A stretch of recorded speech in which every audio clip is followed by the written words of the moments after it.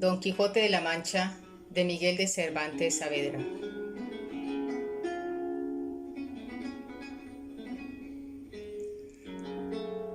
Entrega 36.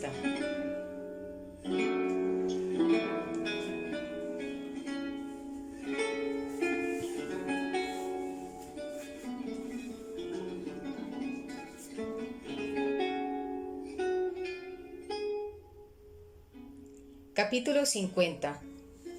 De las discretas altercaciones que Don Quijote y el canónigo tuvieron con otros sucesos. Bueno está esto, respondió Don Quijote. Los libros que están impresos con licencia de los reyes y con aprobación de aquellos a quien se remitieron, y con gusto general, son leídos y celebrados de los grandes y de los chicos, de los pobres y de los ricos, de los letrados e ignorantes, de los plebeyos y caballeros, finalmente de todo género de personas, de cualquier estado y condición que sean. ¿Habían de ser mentira?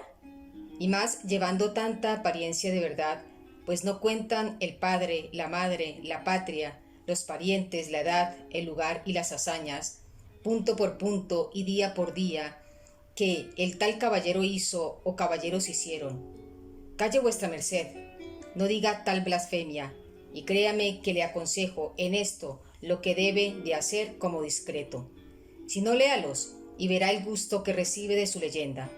Si no, dígame, hay mayor contento que ver, como si dijésemos, aquí ahora se muestra delante de nosotros un gran lago de pez hirviendo a borbollones, y que andan nadando y cruzando por él muchas serpientes, culebras y lagartos, y otros muchos géneros de animales feroces y espantables, y que del medio del lago sale una voz tristísima que dice: tú, caballero, quien quiera que seas, que el temeroso lago estás mirando, si quieres alcanzar el bien que debajo de estas negras aguas se encubre, muestra el valor de tu fuerte pecho y arrójate en mitad de su negro y encendido licor, porque si así no le haces, no serás digno de ver las altas maravillas que en sí encierran y contienen los 7 castillos de las 7 fadas que debajo de esta negrura yacen.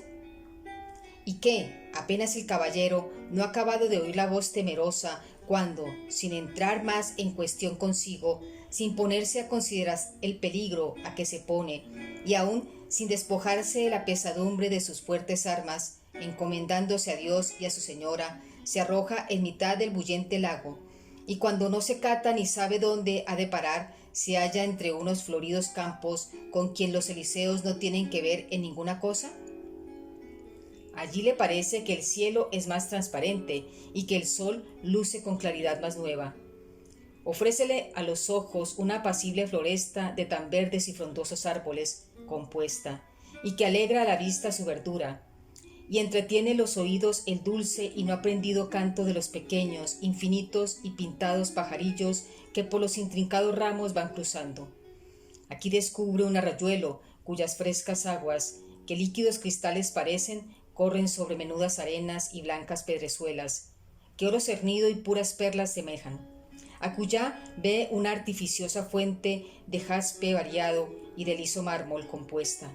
Acá ve otro a lo grotesco adornada, adonde las menudas conchas de las almejas, con las torcidas casas blancas y amarillas del caracol, puestas con orden desordenada, mezclados entre ellas pedazos de cristal luciente y contrahechas esmeraldas, hacen una variada labor, de manera que el arte, imitando a la naturaleza, parece que allí la vence. Acullá de improviso se le descubre un fuerte castillo o vistoso alcázar, cuyas murallas son de macizo oro, las almenas de diamantes, las puertas de jacintos. Finalmente, él es de tan admirable compostura que, con ser la materia de que está formado no menos que de diamantes, de carbuncos, de rubíes, de perlas, de oro y de esmeraldas, es de más estimación su hechura. Y hay más que ver, después de haber visto esto, que ver salir por la puerta del castillo un buen número de doncellas, cuyos galanos y vistosos trajes, si yo me pusiese ahora a decirlos como las historias nos los cuentan, sería nunca acabar, y tomar luego la que parecía principal de todas por la mano al atrevido caballero que se arrojó en el ferviente lago. y llevarle, sin hablarle palabra, dentro del rico alcázar o castillo, y hacerle desnudar como su madre le parió, y bañarle con templadas aguas, y luego untarle todo con olorosos ungüentos, y vestirle una camisa de sedal delgadísimo, toda olorosa y perfumada, y acudir otra doncella y echarle un montón sobre los hombros, que por lo menos dicen que suele valer una ciudad y aún más. ¿Qué es ver, pues, cuando nos cuentan que, tras todo esto, le llevan a otra sala, donde haya puestas las mesas, con tanto concierto que queda suspenso y admirado? Que el ver de echar agua a manos, toda de ámbar y de olorosas flores destilada? Que el hacerle sentar sobre una silla de marfil? Que verle servir todas las doncellas, guardando un maravilloso silencio? Que el traerle tanta diferencia de manjares, tan sabrosamente guisados, que no sabe el apetito a cuál deba de alargar la mano? ¿Cuál será oír la música que en tanto que come suena, sin saberse quién la canta ni dónde suena? Y después de la comida acabada y las mesas alzadas, quedarse el caballero recostado sobre la silla, y quizá, mondándose los dientes, como es costumbre, entrar a deshora por la puerta de la sala otro mucho más hermosa doncella que ninguna de las primeras, y sentarse al lado del caballero y comenzar a darle cuenta de qué castillo es aquel y de cómo ella está encantada en él, con otras cosas que suspenden al caballero y admiran a los leyentes que van leyendo su historia? No quiero alargarme más en esto, pues de ello se puede colegir que cualquiera parte que se lea, de cualquier historia de caballero andante, ha de causar gusto y maravilla a cualquiera que la leyese. Y vuestra merced, créame, y con otra vez le he dicho, lea estos libros y verá cómo le destierran la melancolía que tuviere y le mejoran la condición, si acaso la tiene mala. De mí sé decir que, después soy caballero andante, soy valiente, comedido, liberal, bien criado, generoso, cortés, atrevido, blando, paciente, sufridor de trabajos, de prisiones, de encantos, y aunque a tan poco que me vi encerrado en una jaula, como loco, pienso por el valor de mi brazo, favoreciéndome el cielo y no me siendo contraria a la fortuna, en pocos días verme rey de algún reino, a donde pueda mostrar el agradecimiento y liberalidad que mi pecho encierra. Que, mi fe, Señor, el pobre está inhabilitado de poder mostrar la virtud de liberalidad con ninguno, aunque en sumo grado la posea, y el agradecimiento que solo consiste en el deseo es cosa nuestra, como es muerta la fe sin obras. Por esto quería que la fortuna me ofreciese presto alguna ocasión donde me hiciese emperador, por mostrar mi pecho haciendo bien a mis amigos, especialmente a este pobre de Sancho Panza, mi escudero, que es el mejor hombre del mundo, y querría darle un condado que le tengo muchos días ha prometido, sino que temo que no ha de tener habilidad para gobernar su estado. Casi estas últimas palabras oyó Sancho a su amo, a quien dijo: Trabajé vuestra merced, señor Don Quijote, en darme ese condado tan prometido de vuestra merced como de mí esperado, que yo le prometo que no me falte a mí habilidad para gobernarle. Y cuando me faltare, yo he oído decir que hay hombres en el mundo que toman en arrendamiento los estados de los señores y les dan un tanto cada año, y ellos se tienen cuidado del gobierno. Y el señor se está a pierna tendida, gozando de la renta que le dan, sin curarse de otra cosa. Y así haré yo, y no repararé en tanto más cuanto, sino que luego me desistiré de todo y me gozaré mi renta como un duque, y allá se lo hallan. Eso, hermano Sancho, dijo el canónigo, entiéndese en cuanto al gozar la renta, empero, al administrar justicia, ha de atender el señor del estado, y aquí entra la habilidad y buen juicio, y principalmente la buena intención de acertar, que si esta falta en los principios, siempre irán errados los medios y los fines. Y así suele Dios ayudar al buen deseo del simple como desfavorecer al malo del discreto. No sé esas filosofías, respondió Sancho Panza, mas solo sé que tan presto tuviese yo el condado como sabría regirle, que tanta alma tengo yo como otro, y tanto cuerpo como el que más, y tanta rey sería yo de mi estado como cada uno del suyo. Y siéndolo, haría lo que quisiese, y haciéndolo lo que quisiese, haría mi gusto. Y haciendo mi gusto, estaría contento, y en estado uno contento no tiene más que desear. y no teniendo más que desear, acabóse, y el estado venga, y adiós y veámonos, como dijo un ciego a otro. No son malas filosofías esas, como tú dices, Sancho, pero con todo eso hay mucho que decir sobre esta materia de condados. A lo cual replicó Don Quijote: yo no sé qué haya más que decir, solo me guío por el ejemplo que me da el grande Amadís de Gaula, que hizo a su escudero conde de la ínsula Firme, y así puedo yo, sin escrúpulo de conciencia, hacer conde a Sancho Panza, que es uno de los mejores escuderos que caballero andante ha tenido. Admirado quedó el canónigo de los concertados disparates que Don Quijote había dicho, del modo con que había pintado la aventura del caballero del lago, de la impresión que en él habían hecho las pensadas mentiras de los libros que había leído, y finalmente le admiraba la necedad de Sancho, que con tanto ahínco deseaba alcanzar el condado que su amo le había prometido. Ya en esto volvían los criados del canónigo, que a la venta habían ido por la acémila del repuesto, y haciendo mesa de una alhombra y de la verde hierba del prado, a la sombra de unos árboles se sentaron y comieron allí, porque el boyero no perdiese la comodidad de aquel sitio, como queda dicho. Y estando comiendo, a deshoras oyeron un recio estruendo y un son de esquila, que por entre unas zarzas y espesas matas que allí junto estaban sonaba. Y al mismo instante vieron salir de entre aquellas malezas una hermosa cabra, toda la piel manchada de negro, blanco y pardo. Tras ella venía un cabrero dándole voces y diciéndole palabras a su uso para que se detuviese o al rebaño volviese. La fugitiva cabra, temerosa y despavorida, se vino a la gente como a favorecerse de ella, y allí se detuvo. Llegó el cabrero, y haciéndola de los cuernos como si fuera capaz de discurso y entendimiento, le dijo: «Ah, cerrera, cerrera, manchada, manchada, ¿y cómo andáis vos estos días de piercojo? ¿Qué lobos os espantan, hija? ¿No me decís que es esto hermosa? Mas, ¿qué puede ser sino que sois hembra y no podéis estar sosegada? Que mal haya vuestra condición y la de todas aquellas a quien imitáis.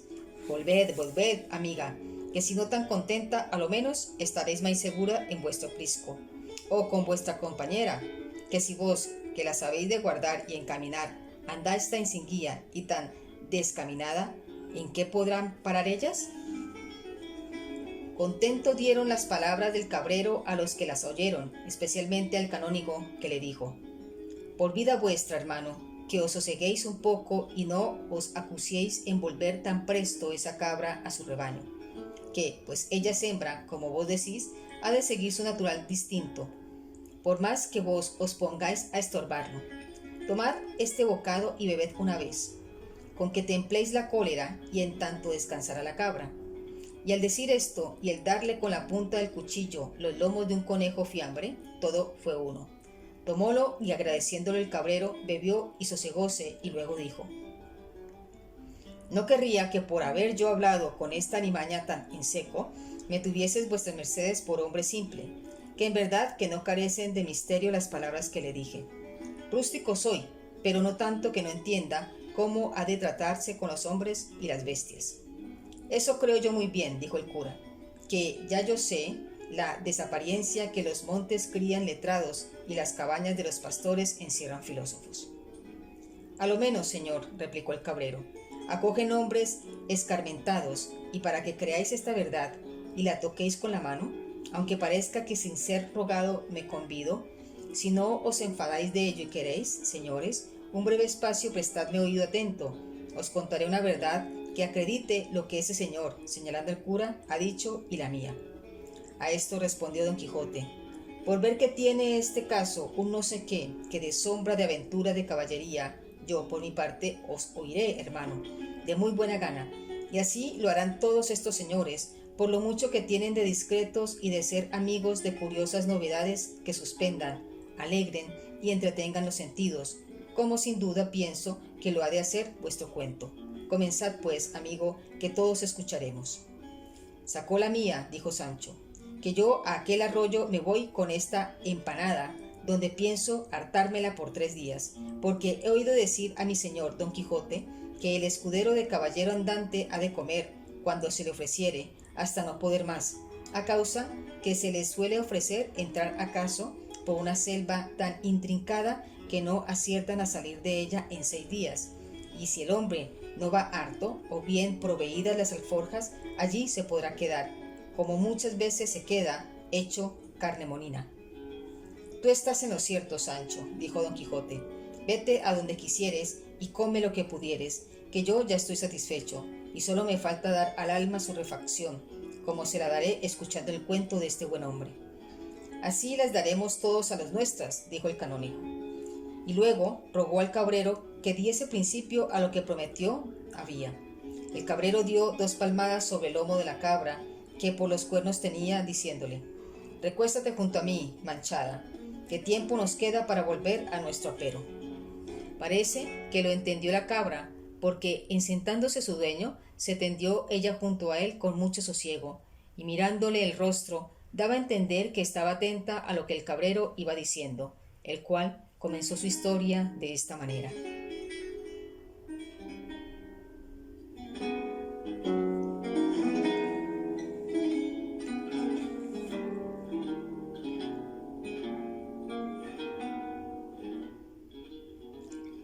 Capítulo 51, que trata de lo que contó el cabrero a todos los que llevaban a Don Quijote.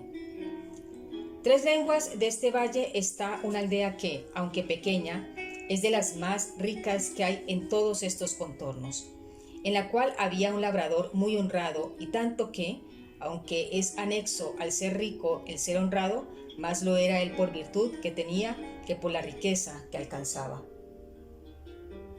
Mas lo que le hacía más dichoso, según él decía, era tener una hija de tan extremada hermosura, rara discreción, donaire y virtud, que el que la conociera y la mirara se admiraba de ver las extremadas partes con que el cielo y la naturaleza la habían enriquecido. Siendo niña fue hermosa y siempre fue creciendo en belleza, y en edad de 10 y 16 fue hermosísima. La fama de su belleza se comenzó a extender por todas las circunvecinas aldeas. ¿Qué digo yo por las circunvecinas nomás, si se extendió a las apartadas ciudades y aún se entró por las salas de los reyes y por los oídos de todo género de gente que, como a cosa rara o como a quien imagina los milagros, de todas partes a verla venían? Guardábala su padre y guardábase ella, que no hay candedos, guardas ni cerraduras que mejor guarden a una doncella que las del recato propio. La riqueza del padre y la belleza de la hija movieron a muchos, así del pueblo como forasteros, a que por mujer se la pidiesen.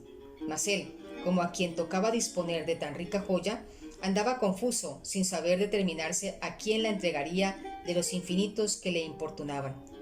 Y entre los muchos que tan buen deseo tenían, fui yo uno, a quien dieron muchas y grandes esperanzas de buen suceso conocer, que el padre conocía quién era yo, el ser natural del mismo pueblo, limpio en sangre, en la edad floreciente, en la hacienda muy rico y en el ingenio no menos acabado.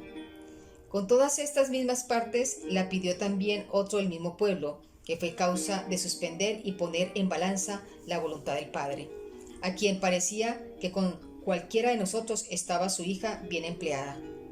Y por salir de esta confusión, determinó decírselo a Leandra, que así se llamaba la rica, que en miseria me tiene puesto.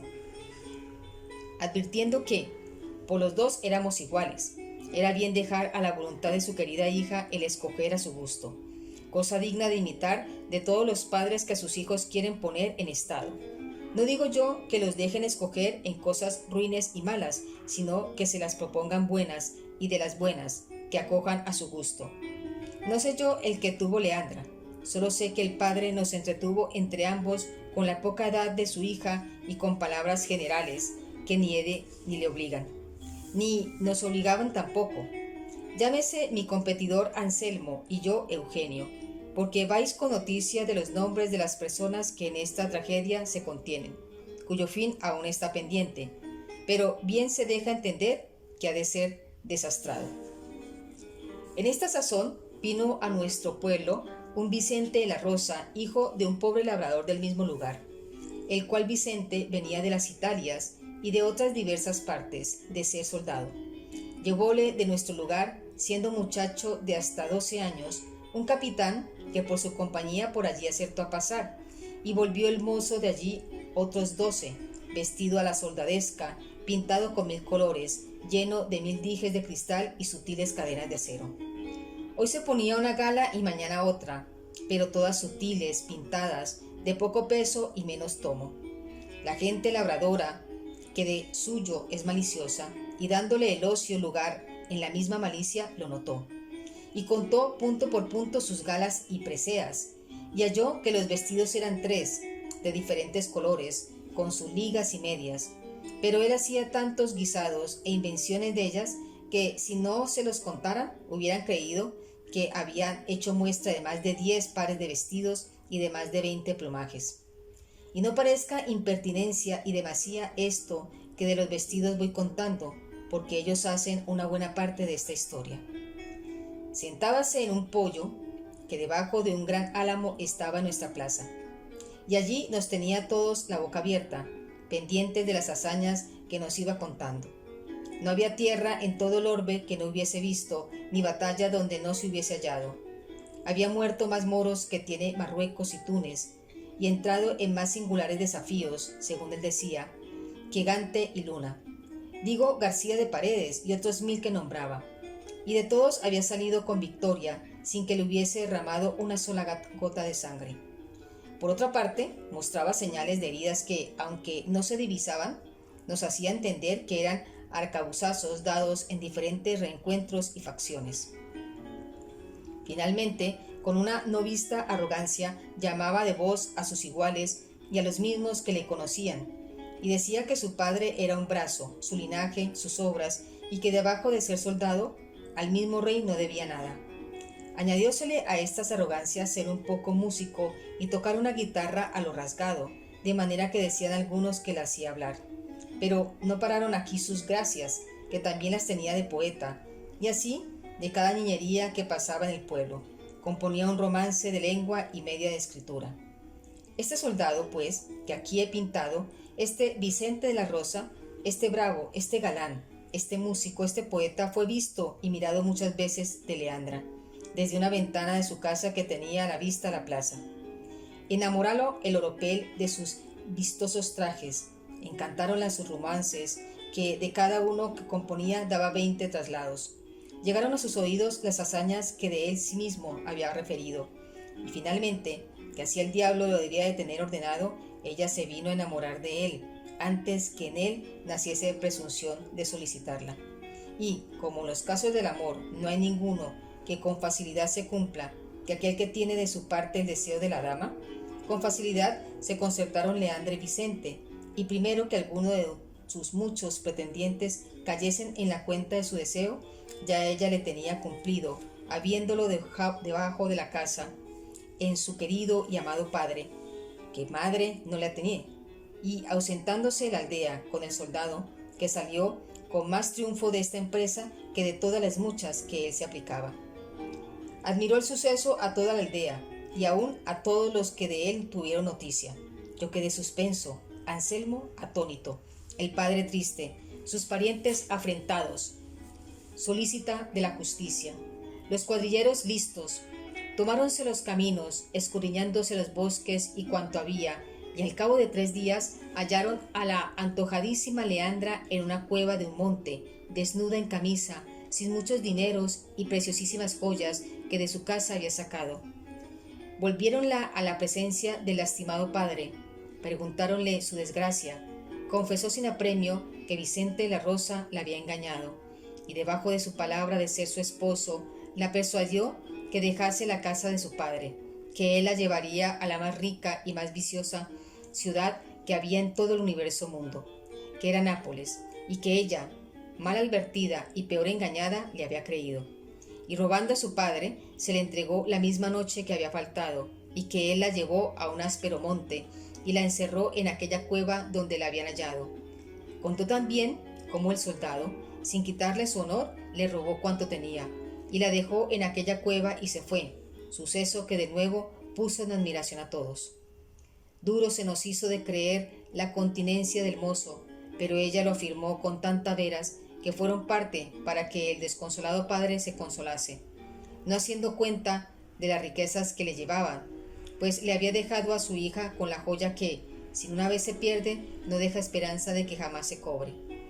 El mismo día que pareció Leandra la desaparición de su padre de nuestros ojos, y la llevó a encerrar en un monasterio de una villa que está aquí cerca, esperando que el tiempo gaste alguna parte de la mala opinión en que su hija se puso. Los pocos años de Leandra sirvieron de disculpa de su culpa, o lo menos con aquellos que no les iba algún interés en que ella fuese mala o buena. Pero los que conocían su discreción y mucho entendimiento no atribuyeron a ignorancia su pecado, sino a una desenvoltura y a la natural inclinación de las mujeres, que por la mayor parte suele ser desatinada y mal compuesta. Encerrada Leandra, quedaron los ojos de Anselmo ciegos, a lo menos sin tener cosa que mirar que contento le diese. Los míos en tinieblas, sin luz que a ninguna cosa de gusto le encaminase. Con la ausencia de Leandra, crecía nuestra tristeza, apocábase nuestra paciencia, maldecíamos las galas del soldado y abominábamos del poco recato del padre de Leandra. Finalmente, Anselmo y yo nos concertamos de dejar la aldea y venirnos a este valle, donde él, apacentando una gran cantidad de ovejas suyas propias, y yo un numeroso rebaño de cabras, también mías, pasamos la vida entre los árboles dando vado a nuestras pasiones, o cantando junto a alabanzas o vituperios de la hermosa Leandra, o suspirando solos y a solas, comunicando con el cielo nuestras querellas. A imitación nuestra, otros muchos de los pretendientes de Leandra se han venido a estos ásperos montes, usando el mismo ejercicio nuestro.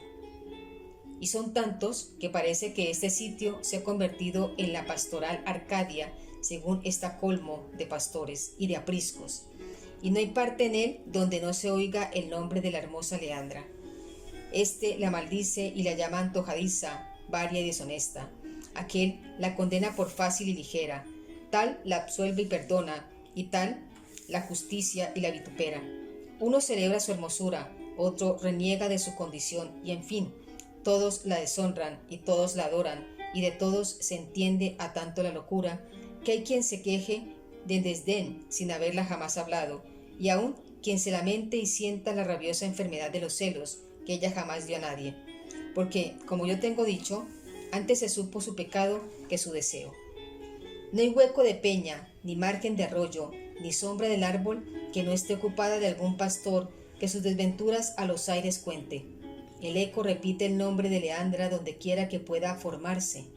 Leandra resuena en los montes, Leandra murmura en los arroyos, y Leandra nos tiene a todos suspensos y encantados, esperando sin esperanza y temiendo sin saber de qué tememos. Entre estos disparatados, el que muestra que menos y más juicio tiene es mi competidor Anselmo, el cual, teniendo tantas otras cosas de qué quejarse, solo se queja de ausencia, y al son de un rabel, que admiradamente toca, con versos donde muestra su buen entendimiento, cantando se queja. Yo sigo otro camino más fácil, y a mi parecer el más acertado, que es decir mal de la ligereza de las mujeres, de su inconstancia, de su doble trato, de sus promesas muertas, de su fe rompida, y finalmente del poco discurso que tienen saber colocar sus pensamientos e intenciones que tienen. Y esta fue la ocasión, señores, de las palabras y razones que dije a esta cabra cuando aquí llegué, que por ser hembra la tengo en poco, aunque es la mejor de todo mi áspero. Esta es la historia que prometí contaros, si he sido en lo contara prólijo. No seré en serviros corto. Cerca de aquí tengo mi majada, y en ella tengo fresca leche y muy sabrosísimo queso, con otras varias y sazobradas frutas, no menos a la vista que el gusto agradables.